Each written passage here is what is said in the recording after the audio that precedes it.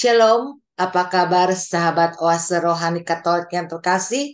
Senang sekali saya bisa menjumpai Anda pada hari ini, pada pekan biasa ketiga dalam Oase Rohani Katolik. Saya ucapkan selamat tahun baru Imlek kepada Anda semua yang menyimak siaran ini dan merayakannya. Berbahagia sekali karena hari ini kita semua ditemani oleh Romo Canisius Rudisaleh CDD dan saya Benedict Marita akan menemani beliau dari awal sampai dengan di penghujung acara nanti. Baiklah, kita menyapa salam damai kepada Romo Rudi yang sudah berada di studio untuk Anda hari ini. Salam damai Romo, selamat tahun baru. Halo, Marita, juga para pemirsa, pendengar sahabat Oase Rohani Katolik, dimanapun Anda berada, selamat berjumpa kembali. Selamat Hari Raya Tahun Baru Imlek, ya. Salam sehat, salam sejahtera, berkat Tuhan selalu menyertai kita semua.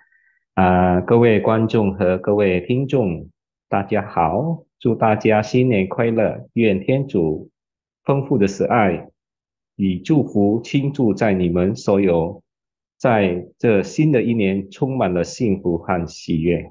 阿门。Puji Tuhan Romo, terima kasih. Baiklah sahabat Oase Rohani Katolik, kita akan awali jumpa kita dengan sebuah doa yang dipimpin oleh Romo Rudi. Silakan Romo. Baik, mari kita bersatu di dalam doa. Dalam nama Bapa dan Putra dan Roh Kudus. Amin. Amin. Allah Bapa kami yang kami muliakan bertata di surga, kami kembali mengucap puji syukur atas anugerah berlimpah yang boleh kami alami di dalam hidup kami, terutama Engkau mengaruniakan kepada kami dengan kesehatan yang baik dan hati yang terbuka untuk mendengarkan sabdamu dalam acara Sahabat Oase Rohani Katolik hari ini. Di hari yang penuh rahmat ini, di mana kami bersama seluruh umat Tionghoa di dunia bersukacita merayakan Hari Raya Tahun Baru Imlek. Semoga melalui perayaan ini, kita semua semakin menghayati anugerah kehidupan dari Tuhan, juga sebagai momen untuk bersyukur kepadanya, sekaligus sebagai suatu penghayatan kehidupan kita untuk bertobat atau memperbaiki jalan hidup kita yang salah arah, demi keselamatan jiwa kita kelak. Semoga kita juga semakin dikuatkan dalam iman, harapan, dan cinta kasih, sehingga berkat Tuhan berlimpah dicurahkan bagi kita semua di hari berbahagia dan penuh sukacita ini. Demi Yesus Kristus, Putra-Mu Tuhan dan pengantara kami, yang hidup dan berkuasa bersama Dikau dalam persatuan dengan Roh Kudus, Allah sepanjang segala masa. Amin. Dalam nama Bapa Bapa dan dan Putra Putra dan Roh dan Kudus. Roh Kudus. Amin. Amin. Sahabat Oase Rohani Katolik, antifon pembuka kita untuk hari ini adalah nyanyikanlah bagi Tuhan lagu baru. Bermadahlah bagi Tuhan, hai seluruh bumi. Kepadanya pujian dan keluhuran, kekuasaan dan kemegahan dalam rahmat-Nya yang suci. Bacaan hari ini diambil dari kitab Yesaya bab 8 ayat 23b sampai dengan ayat 9 dilanjutkan dengan ayat 3. Kalau dahulu Tuhan merendahkan tanah Zebulon dan tanah Naftali, maka di kemudian hari Tuhan akan memuliakan jalan ke laut itu, yakni daerah seberang Sungai Yordan, wilayah bangsa-bangsa lain. Bangsa yang berjalan dalam kegelapan telah melihat terang yang besar, terang telah bersinar atas mereka yang diam di negeri kekelaman. Engkau, ya Tuhan, telah banyak menimbulkan sorak-sorai dan sukacita yang besar. Mereka bersukacita di hadapan-Mu, seperti orang bersukacita di waktu panen, seperti orang bersorak-sorai di waktu membagi-bagikan jarahan. Sebab kuk yang menekan bangsa itu dan gandar yang di atas buah bahunya, serta tongkat si penindas telah Kau patahkan seperti pada hari kekalahan Midian. Demikianlah sabda Tuhan. Syukur kepada Allah. Sahabat Oase Rohani Katolik yang terkasih, mari kita tanggapi sabda Tuhan dengan Mazmur tanggapan. Tuhan adalah terang dan keselamatanku. Tuhan adalah terang dan keselamatanku. Tuhan adalah terang dan keselamatanku. Kepada siapakah aku harus takut? Tuhan adalah benteng hidupku. Terhadap siapakah aku harus gentar? Tuhan adalah terang dan keselamatanku. Satu hal telah kuminta kepada Tuhan. Satu inilah yang kuingini. Diam di dalam rumah Tuhan seumur hidupku, menyaksikan kemurahan Tuhan dan menikmati bait-Nya. Tuhan adalah terang dan keselamatanku. Sungguh, aku percaya akan melihat kebaikan Tuhan di negeri orang-orang yang hidup. Nantikanlah Tuhan, kuatkanlah dan teguhkanlah hatimu. Tuhan adalah terang dan keselamatanku. Bacaan dari surat pertama Rasul Paulus kepada jemaat di Korintus, bab 1 ayat 10 sampai 13, dilanjutkan ayat 17. Saudara-saudara, aku menasehati kamu demi nama Tuhan kita Yesus Kristus, supaya kamu seia sekata dan jangan ada perpecahan di antara kamu. Sebaliknya, hendaklah kamu erat bersatu dan sehati sepikir.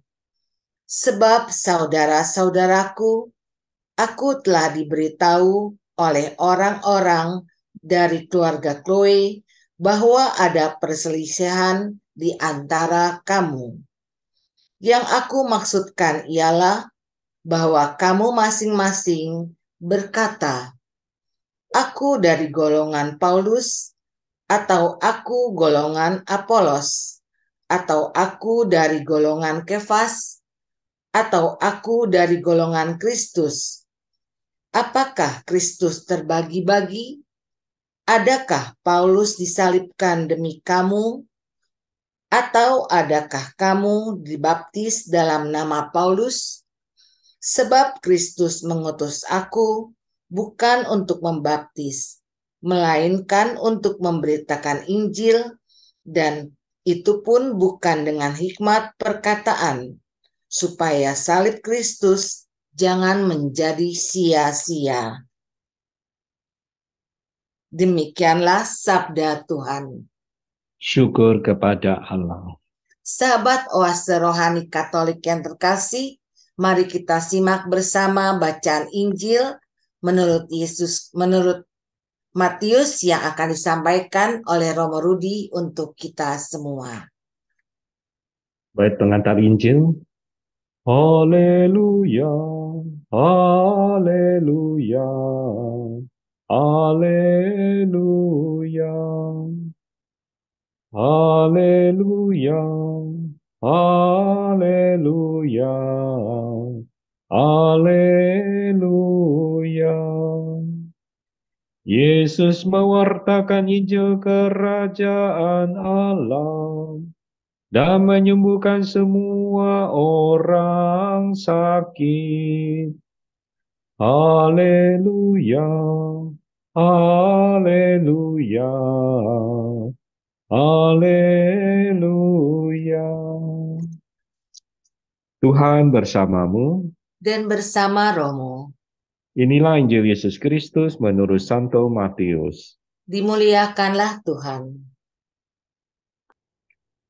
Ketika Yesus mendengar bahwa Yohanes ditangkap, ia menyingkir ke Galilea. Ia meninggalkan Nazaret dan menetap di Kafarnaum, memenuhi nubuat Nabi Yesaya. Tanah Zebulon dan tanah Naftali, jalan ke laut, daerah seberang sungai Yordan, Galilea, wilayah bangsa-bangsa lain. Bangsa yang diam dalam kegelapan telah melihat terang yang besar, Dan bagi mereka yang diam di negeri yang dinaungi maut, telah terbit terang. Sejak waktu itulah Yesus memberitakan, bertobatlah sebab kerajaan surga sudah dekat. Dan ketika Yesus sedang berjalan menyusur danau Galilea, ia melihat dua orang bersaudara, yaitu Simon yang disebut Petrus dan Andreas saudaranya. Mereka sedang menebarkan jala di danau, sebab mereka penjala ikan. Yesus berkata kepada mereka, "Mari, ikutlah aku, dan kamu akan kujadikan penjala manusia." Lalu mereka pun segera meninggalkan jalannya dan mengikuti dia.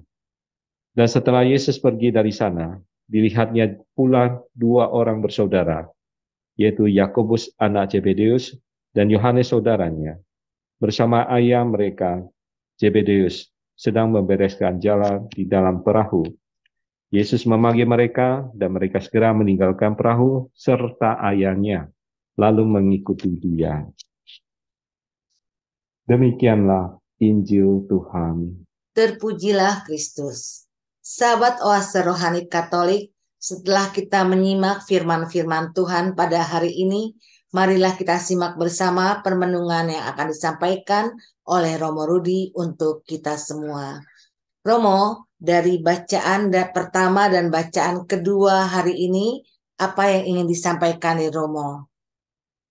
Baik ya, dari bacaan pertama kitab Yesaya, di mana Nabi Yesaya dalam bacaan pertama mengungkapkan bahwa rakyat Galilea yang terdiri atas suku Zebulon dan Naftali, orang-orang dari suku-suku ini diangkut ke Asiria untuk menjadi orang asing dan juga pekerja kasar di negeri asing. Dalam situasi yang sulit ini, Tuhan memanggil Nabi Yesaya untuk memberikan penghiburan, meyakinkan orang-orang Zebulon dan Naftali yang pernah direndahkan Tuhan. Ia sendiri berjanji untuk memuliakan jalan ke laut, yakni daerah seberang Sungai Yordan. Bangsa-bangsa yang sedang mengalami kegelapan itu mengalami kesadaran baru dari Nabi Yesaya untuk kembali kepada Tuhan sehingga dapat melihat terang sejati. Nabi Yesaya ini memberikan kesaksian bahwa bangsa yang berjalan dalam kegelapan telah melihat terang yang besar.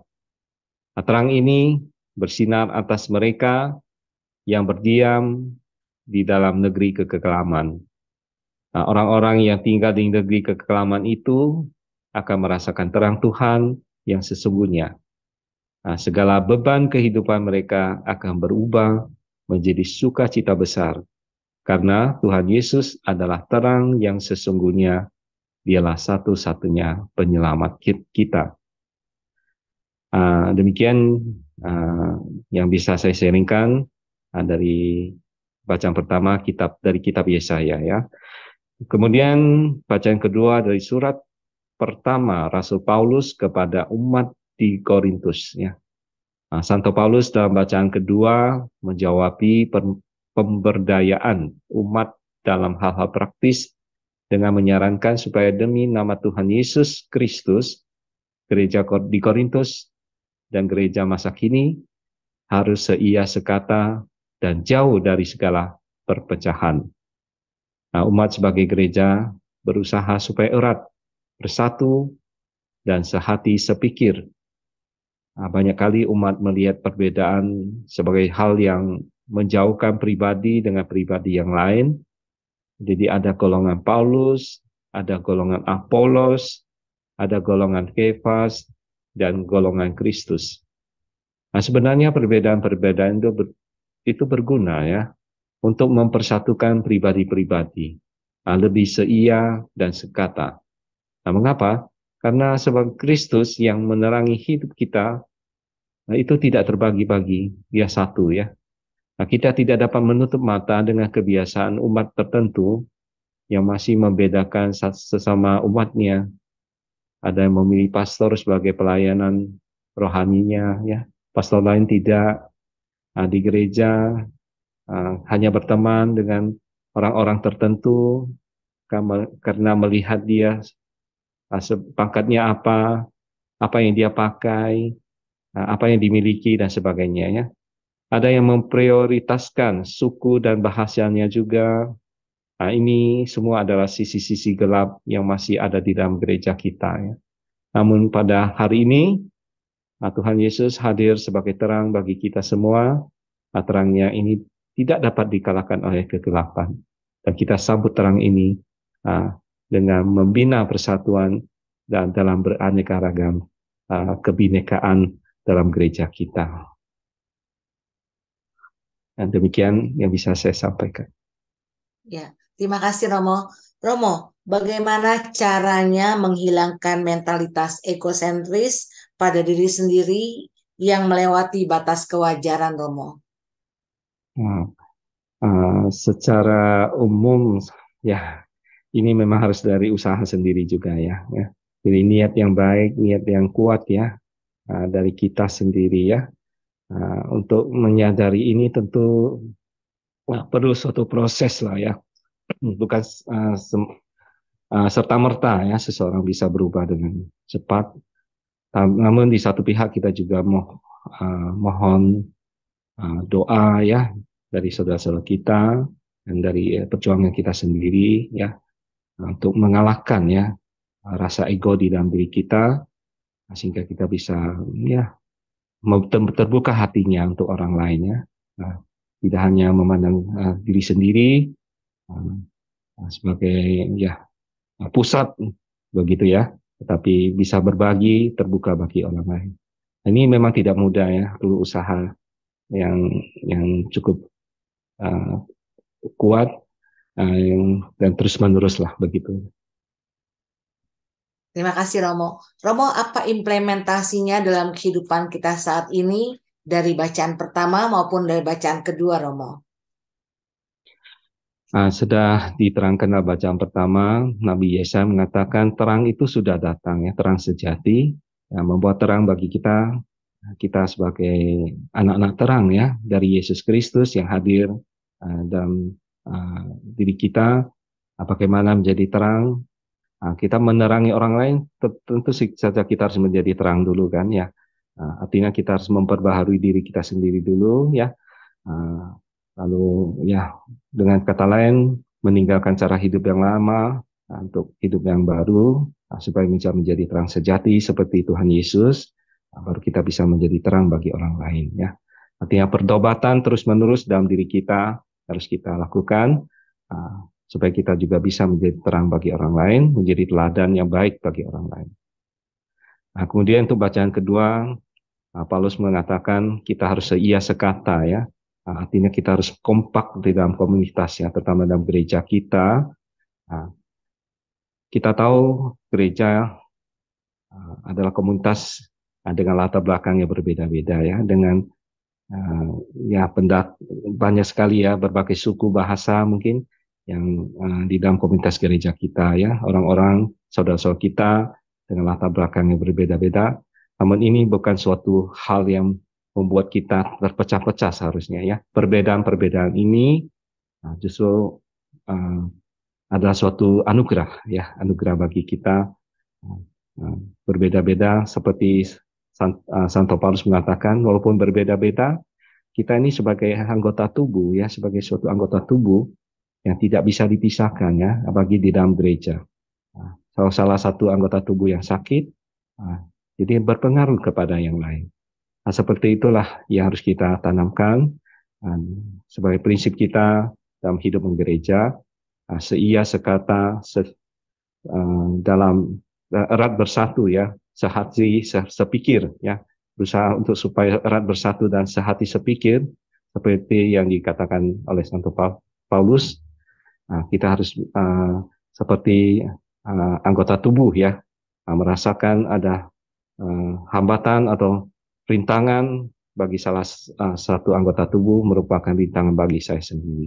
Demikian juga ada anggota gereja, saudara kita yang mengalami, ya, hambatan, mengalami masalah, mengalami musibah.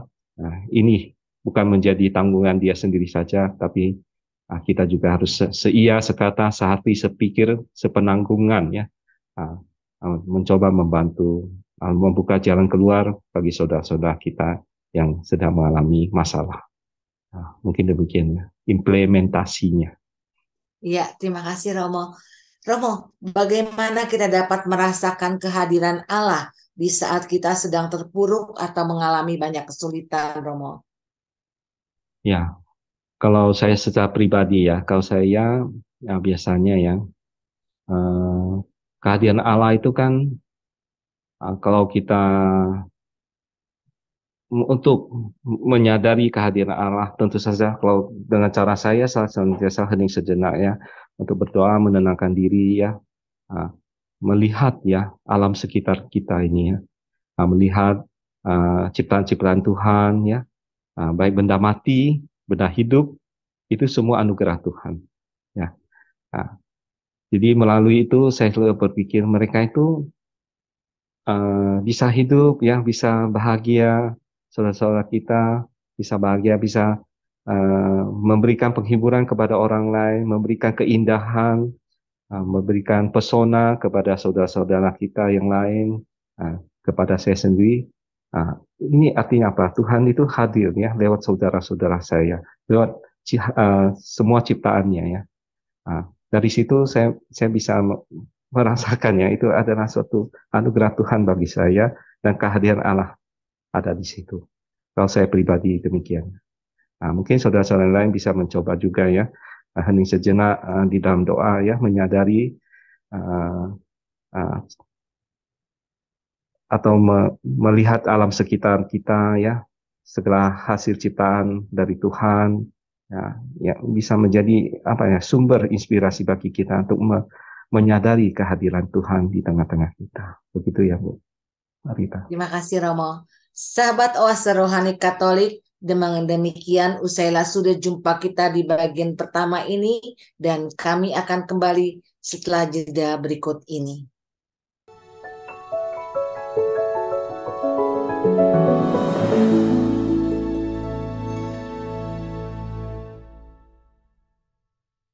Sahabat Oase Rohani Katolik, selamat berjumpa kembali dalam siaran Oase Rohani Katolik hari ini. Masih ada bersama kita Romo Canisius Rudi Saleh CDD dan saya Benet Marita yang akan menemani Romo Rudi sampai di penghujung acara nanti.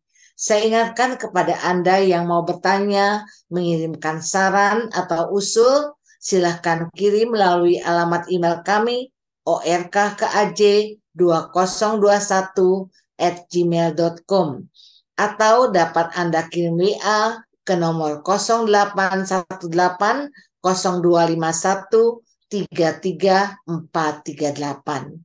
Baiklah, sahabat Oase Rohani Katolik, kita kembali ke Romo Rudi untuk menyimak permenungan bagian kedua.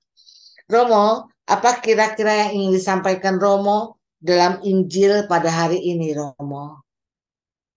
Nubuat Tuhan yang diucapkan oleh Nabi Yesaya digenapi dengan sempurna oleh Tuhan Yesus Kristus ya. Dalam bacaan Injil hari ini kita mendapat gambaran bagaimana Tuhan Yesus menunjukkan dirinya kepada kita sebagai pribadi yang datang untuk menggenapi nubuat Tuhan. Di apa yang dilakukan Yesus pada saat itu, dalam Injil Matius memberi kesaksian bahwa setelah Yohanes Pembaptis ditangkap, Yesus menyingkir ke Galilea. Ya. Matius menambah keterangannya bahwa Yesus meninggalkan Nazaret dan diam di Kapernaum, ya, di tepi danau, di daerah Zebulon dan Naftali.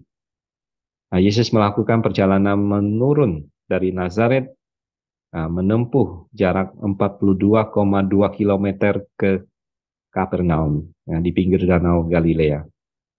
Jadi Kapernaum ini berarti kampung Nahum atau tanah pertobatan.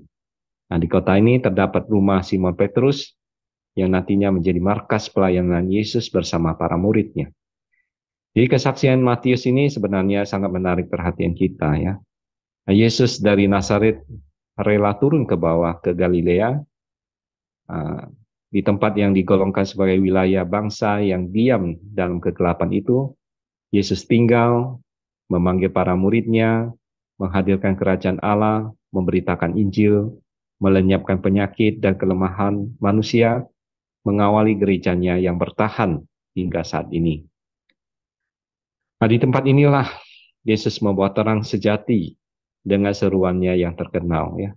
Bertobatlah sebab kerajaan Allah sudah dekat. Hari ini kita melihat banyak orang, bahkan banyak ajaran yang menyimpang, ya. Ajaran-ajaran ini mempertanyakan keilahian Yesus atau kemanusiaan Yesus. Banyak yang berpikir bahwa Yesus adalah fiktif, hanya dongeng, cerita dongeng belaka. Ada yang mengatakan benar Yesus ada dalam sejarah, tetapi dia adalah manusia biasa, tidak ada hubungannya dengan janji Allah tentang Mesias.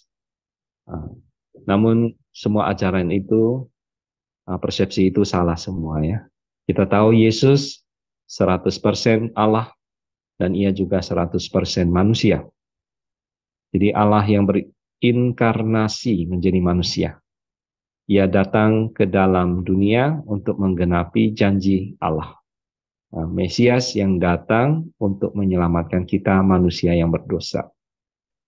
Lalu apa yang harus kita lakukan ketika menyadari, memahami hal ini? Mari kita bertobat dan percaya sebab kerajaan Allah sudah dekat. Seperti yang disabdakan oleh Tuhan Yesus, ya. Mari kita bertobat dan percaya sebab kerajaan Allah sudah dekat. Pesan Tuhan Yesus kepada kita saat ini sama seperti pesannya kepada para pendengarnya pada saat itu juga. Selama kesempatan masih ada, mari kita gunakan kesempatan untuk bertobat, ya. Dengan bertobat, berbalik dari jalan yang sesat. Dipercayalah kepadanya, sebab hanya Yesus satu-satunya jalan agar kita dapat kembali kepada Allah.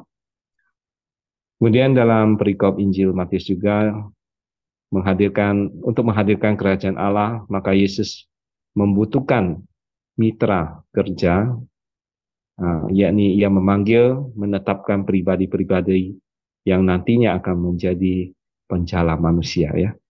Ia memanggil Petrus dan Andreas, Yakobus dan Yohanes, dan mereka segera meninggalkan segala-galanya, termasuk orang tua mereka, untuk mengikuti Yesus. Mereka menjadi penjala manusia, artinya menjadikan segala bangsa murid Yesus yang sejahtera, baik secara rohani maupun jasmani, ya. Di keselamatan berarti orang itu harus bahagia jasmani dan rohaninya, ya. Bukan artinya saya tiap hari berdoa, beribadah, tapi perut saya kosong, kelaparan. Apakah ini bahagia secara jasmani dan rohani? Sejahtera dalam berjasmani dan rohani? Tidak, ya. Kalau salah satu tidak terpenuhi, maka itu tidak sejahtera, ya. Nah, kita harus menjadi murid Yesus yang sejahtera, baik secara rohani maupun jasmani. Ini yang menjadi keprihatinan gereja kita, sehingga sangat diperlukan, ya, pemberdayaan umat dalam segala bidang. Nah, demikian yang bisa saya sampaikan. Terima kasih, Romo. Romo, hari ini adalah semua orang Tionghoa di seluruh dunia merayakan Hari Raya Imlek. Dan Hari Raya Imlek ini sendiri adalah perayaan tradisi atau budaya. Dan Romo Rudi sendiri juga keturunan Tionghoa, ya, Romo. Betul. Tentu sangat paham akan tradisi Imlek dalam hari ini. Kira-kira pengalaman iman apa dari Romo Rudi sendiri yang bisa di-sharingkan kepada kita semua, Romo, sehubungan dengan tahun baru Imlek Hari Raya hari ini, dengan ajaran iman Katolik. Terlebih dengan merayakan Imlek ini, apakah bertentangan dengan agama Katolik, Romo? Baik, ya, hari ini dalam penanggalan Imlek, kita telah meninggalkan tahun Shio Macan, ya, memasuki tahun baru, tahun Shio Kelinci, ya. Jadi binatang macan identik dengan binatang buas, ganas dan kuat, taring gigi serta kukunya yang tajam, bisa merobek, mematikan lawan atau mangsanya. Macan tentu itu lebih kuat daripada Shio Kelinci, ya. Kelinci yang fisiknya kecil, yang lembut, ya. Tahun lalu di mana pandemi COVID-19 sangat meresahkan semua umat manusia di dunia, terlebih di negara Indonesia, banyak orang berharap semoga kehadiran Shio Macan ini bisa macan ini bisa menggunakan cakar taringnya yang kuat ya, yang tajam untuk mencabik-cabik ini, melibas habis virus corona, virus COVID-19. Nah, sehingga di tahun baru Sio Kelinci ini, kehidupan kita akan menjadi lebih sehat, aman, dan sejahtera tentunya. Nah, dan kita bisa melihat ya kondisi pandemi COVID-19 saat ini memang sudah berangsur-angsur ya berakhir dari muka bumi ya. Sudah mulai mereda, walaupun masih ada ya segelintir orang yang masih terjangkit virus ini. Namun kita berharap semoga menyambut tahun baru Imlek Sio Kelinci ini akan membawa pembaharuan dalam hidup umat manusia kepada hidup yang lebih baik, hidup yang lebih sehat, aman, dan tentram. Terutama pandemi virus COVID-19 benar-benar tuntas dari muka bumi ini.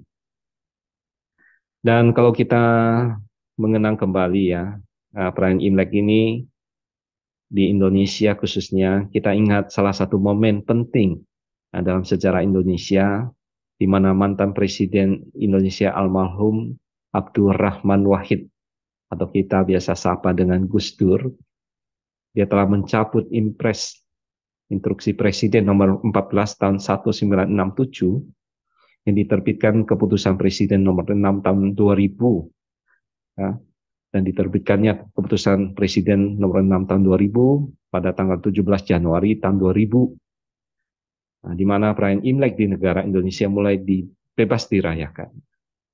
Sebelumnya dilarang. Menurut Presiden Gus Dur, Imlek dan tradisi barongsai memang merupakan bagian dari kebudayaan Nusantara. Jika dikelola dengan baik dan benar, perayaan Imlek ini justru dapat menjadi sarana menyebarkan nilai-nilai kebaikan, keharmonisan, dan kesatuan. Jadi kemudian pada tanggal 19 Januari 2001, Menteri Agama mengeluarkan keputusan nomor 13 tahun 2001 tentang penetapan Hari Raya Imlek sebagai hari libur nasional fakultatif. Baru pada bulan Februari 2002, Presiden Megawati Soekarno Putri mengumumkan bahwa mulai tahun 2003, Imlek menjadi hari raya atau hari libur nasional. Ibu Megawati mengembalikan aturan yang pernah diterapkan oleh sang ayahnya, Soekarno ya. Jadi kita bisa melihat dalam perayaan Imlek ini, anak-anak diliburkan ya sekolahnya ya.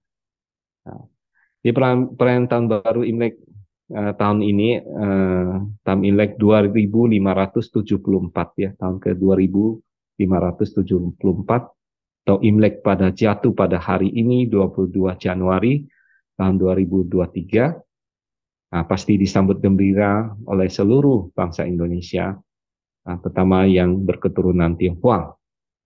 Jadi perayaan Imlek ini merupakan tradisi budaya Tionghoa, dan kita tahu Tionghoa ini, keturunan Tionghoa itu sudah masuk dalam salah satu suku ya, dari 714 suku yang ada di Nusantara. Sejak era reformasi, hari Imlek menjadi salah satu hari libur nasional, mengingatkan kita keragaman Indonesia akan agama dan budaya. Jadi kebinekaan-lah yang membuat Indonesia itu ada. Tanpa bineka, bukanlah Indonesia lagi. Jadi kita jadikan Hari Raya Imlek ini sebagai momen untuk saling berkunjung, mempererat silaturahmi antar anggota keluarga, tetangga, kawan-kawan, kerabat, dan sebagainya ya. Di tahun lalu dan 2 tahun sebelumnya, di mana pandemi COVID-19 masih sangat parah, saya masih ingat gitu ya. Maka kebiasaan untuk saling mengunjungi, mempererat tali persaudaraan silaturahmi tidak sepenuhnya bisa dilakukan ya, mengingat bahaya dari pandemi COVID-19 ini ya. Jadi kita berharap tahun ini kita bisa lakukannya ya, bisa saling mengunjungi ya. Apakah merayakan Imlek itu menyembah berhala? Apakah merayakan Imlek itu bertentangan dengan ajaran Katolik? Nah, seperti yang ditanyakan tadi ya Ibu ya. Kita tentu sudah paham ya asal-usul Hari Raya Imlek atau Xinjia berasal dari negara Tiongkok. Ya, pendapat umum mengatakan perayaan Imlek itu tak lain sebagai bagian dari kegiatan pemeluk agama Konghucu. Nah, pendapat ini sebenarnya kurang tepat ya. Kalau kita tahu sejarah Imlek ini, mengingat perayaan Imlek ini sesungguhnya menjadi suatu tradisi orang Tionghoa sejak jauh ya sebelum ajaran Konghucu lahir ya. Nah, tradisi ini juga dimulai jauh sebelum ajaran Tao Chiao ya, dan agama Buddha ya, Fo Chiao muncul dan berkembang di sana. Jadi tidak benar ada yang beranggapan perayaan Imlek ini harus ritus perayaan salah satu agama tadi ya. Jadi apapun agamamu, baik agama Islam, Katolik, Kristen, Buddha, Hindu, tetap bisa merayakan Imlek atau Xinjia ya, asal Anda adalah orang Tionghoa ya. Nah, banyak orang Tionghoa yang bermacam-macam agama kan di negara Tiongkok kan banyak penduduknya menganut agama yang berbeda-beda. Jadi kebetulan Imlek berasal dari Tiongkok dan menganggap perayaan ini sebagai perayaan keagamaan. Padahal ini adalah perayaan syukur ya, musim semi merupakan perayaan yang dilakukan oleh para petani di Tiongkok. Nah, biasa jatuh pada tanggal 1 di bulan pertama di awal tahun, sekaligus juga merupakan tradisi menyambut musim semi. Kemudian apakah merayakan Imlek adalah suatu hal menyembah berhala?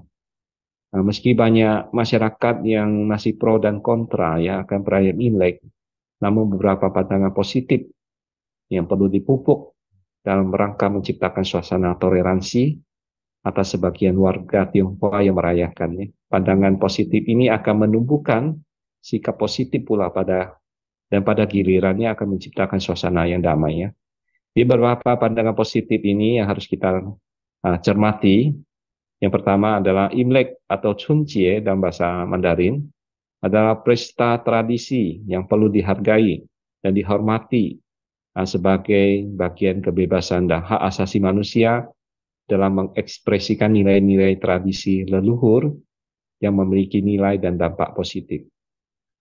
Kemudian perayaan Imlek syarat dengan nilai-nilai positif yaitu ungkapan rasa syukur kepada Tuhan Sang Pencipta alam semesta yang senantiasa memberikan kasih sayangnya kepada umat manusia berupa pergantian tahun atau musim, sehingga mendorong sikap introspeksi diri dan bersyukur atas nikmat yang telah diberikan Tuhan sepanjang tahun. Dan tentu saja perayaan Imlek ini juga disesuaikan percaya yang dianut oleh setiap orang Tionghoa.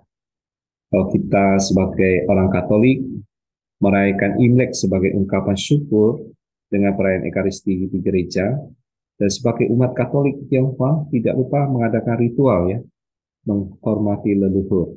Dalam bahasa Tionghoa Mandarin disebut Jing Tian Ji Zu ya, di akhir perayaan Ekaristi. Jadi kita merayakannya ini kan menurut iman kepercayaan masing-masing ya. Nah, kalau perayaan Ekaristi menyambut Imlek di negara Tiongkok atau Taiwan, penghormatan kepada leluhur ini biasa dipimpin oleh selebaran utama ya, biasanya Bapak Uskup. Nah, jadi depan nama-nama para leluhur ada altar khusus ya, di mana dibuat ada highway namanya, nama-nama leluhur. Di mana selebaran utama bersama seluruh umat yang merayakan Ekaristi memberikan penghormatan dengan menggunakan hio ya atau dupa. Dari ritus ini jelas memberikan penghormatan kepada arwah leluhur, bukan untuk menyembah berhala ya. Memberikan penghormatan leluhur itu kan kewajiban ya setiap manusia ya, kepada saudara-saudara kita yang sudah meninggal.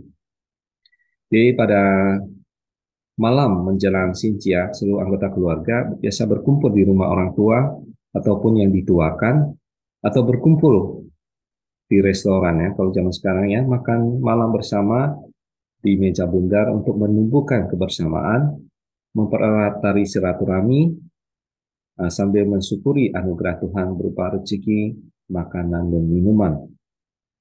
Saya masih ingat ya, keluarga saya, kami 6 bersaudara, saya urutan keempat, 2 kakak, abang 1, dan 2 adik, ya, adik laki-laki. Di papa dan mama itu selalu menjadi pusat keluarga kami. Kenapa? Artinya setiap kali perayaan ya khusus ya seperti ulang tahun untuk Papa Mama, hari Natal, termasuk perayaan Hari Raya Imlek atau Xinjia ini, kakak-kakak saya, adik-adik saya semua yang berdomisili di berbagai tempat di Indonesia ya, mereka terpencar-pencar ya. Selalu berusaha untuk pulang ya, berkumpul dengan papa dan mama, termasuk saya ini.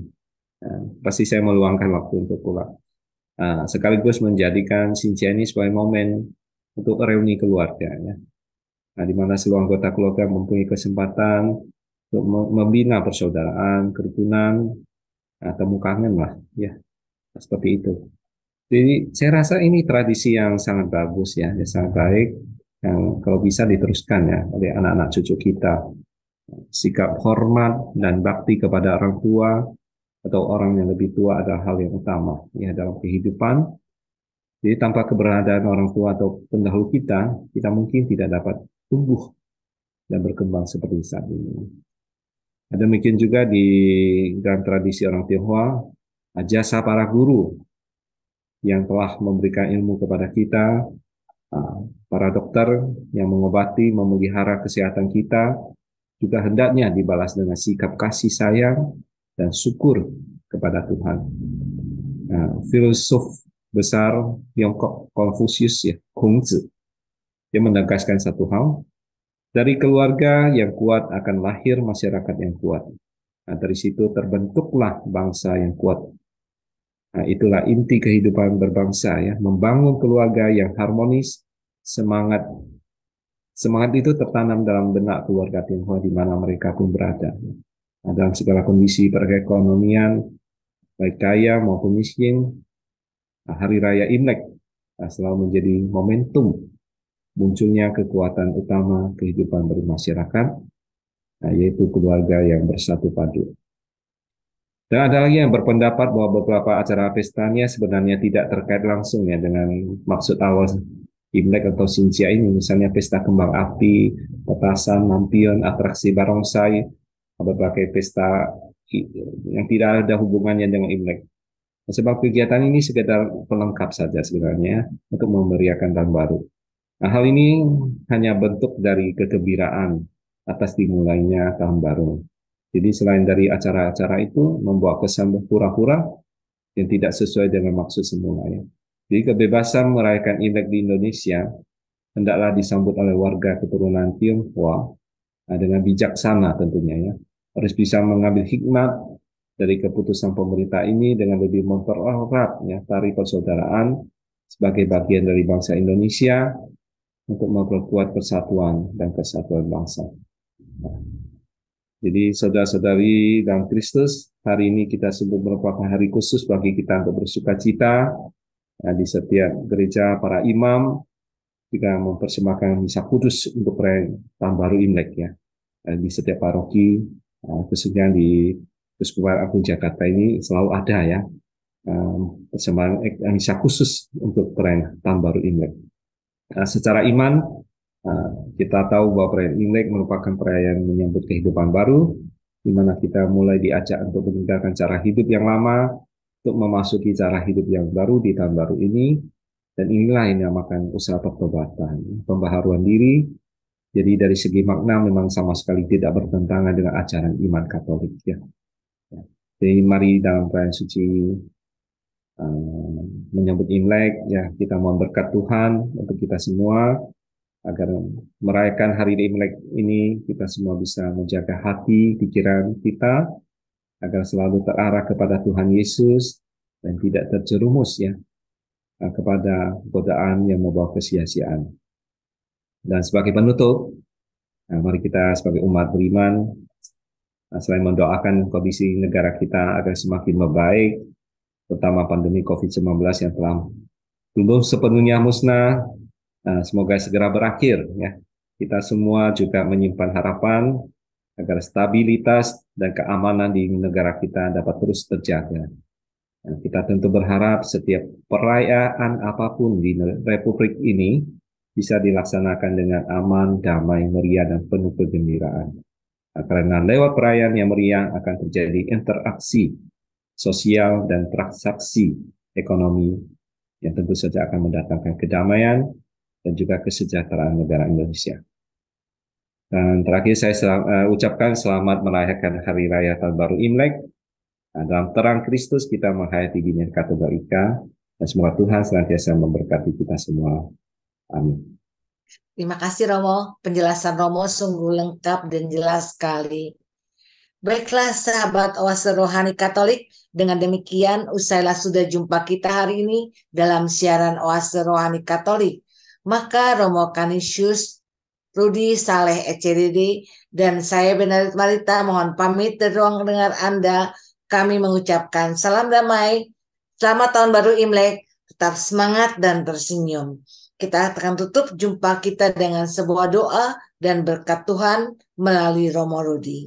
Silakan Romo. Baik, mari kita bersatu dalam doa.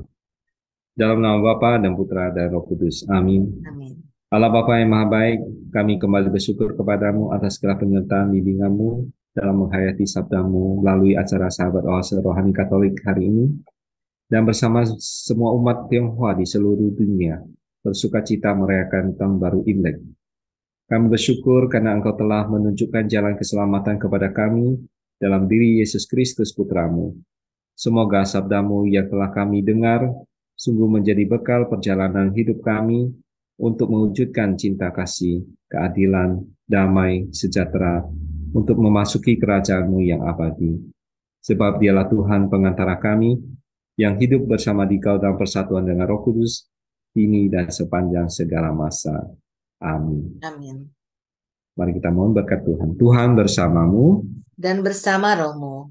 Semoga saudara sekalian, keluarga kita masing-masing, orang-orang yang kita doakan, mereka yang sakit menderita, seluruh tugas belajar, pekerjaan, usaha, serta karya pelayanan kita senantiasa dibimbing, dilindungi, dan diberkati oleh Allah yang Maha Kuasa, Bapa dan Putra dan Roh Kudus. Amin. Terima kasih Romo. Baiklah sahabat Oase Rohani Katolik, sampai jumpa lagi di siaran Oase Rohani Katolik berikutnya. Tuhan memberkati.